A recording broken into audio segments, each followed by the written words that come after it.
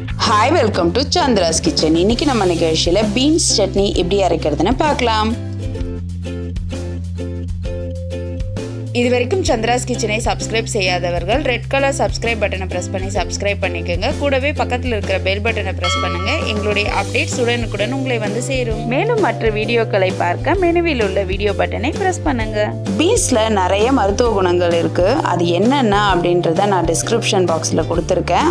அதை நீங்க செக் பண்ணி பார்த்துக்கோங்க. பீன்ஸ் சட்னி செய்ய தேவையான பொருட்கள் என்னென்னு பார்க்கலாம். பீன்ஸை மீடியம் சைஸ்ல நறுக்கி வச்சுக்கலாம். உப்பு, எண்ணெய், கடலைப்பருப்பு, கடுகுளுந்து, தேங்காய், பச்சை மிளகா, இஞ்சி, பூண்டு, கருவேப்பிலை, வெங்காயம், புளி. கடாய் வச்சு 2 ஸ்பூன் எண்ணெய் ஊற்றிக்கலாம். 2 ஸ்பூன் கடலைப்பருப்பு இதில் போட்டு வறுத்துக்கலாம்.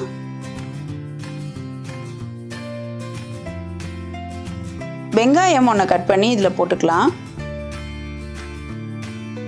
அடுத்தது 100 கிராம் பீன்ஸை ஓரளவுக்கு மீடியம் சைஸில் கட் பண்ணதை போட்டு இதை நல்லா வதக்கிடலாம்.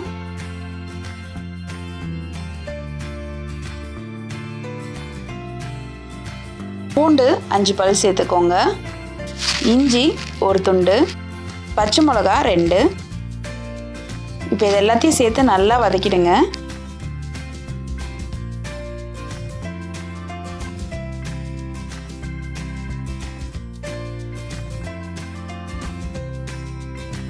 தேவையான அளவு உப்பு சேர்த்துட்டு இதை கொஞ்சம் வதக்கிடுங்க.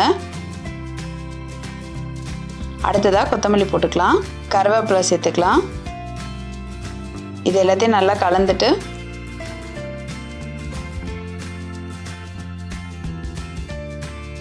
ஒரு துண்டு புளி சேர்த்துக்கலாம். 1 ஸ்பூன் தேங்காய் சேர்த்து நல்லா வதக்கிடலாம்.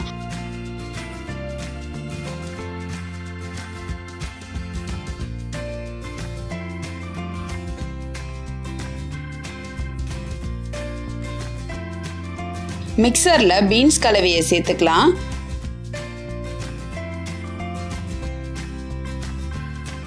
இப்போ இதை கொஞ்சமாக தண்ணி சேர்த்து நம்ம அரைச்சிடலாம்.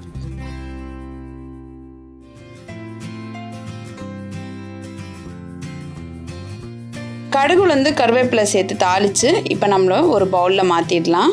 இப்போ நம்மளுடைய சுவையான பீன்ஸ் சட்னி ரெடி ஆகிடுச்சு. நீங்களும் இதை உங்கள் வீட்டில் ட்ரை பண்ணி பாருங்கள். உங்களுடைய ஃபீட்பேக்கை எங்களுக்கு சொல்லுங்கள்.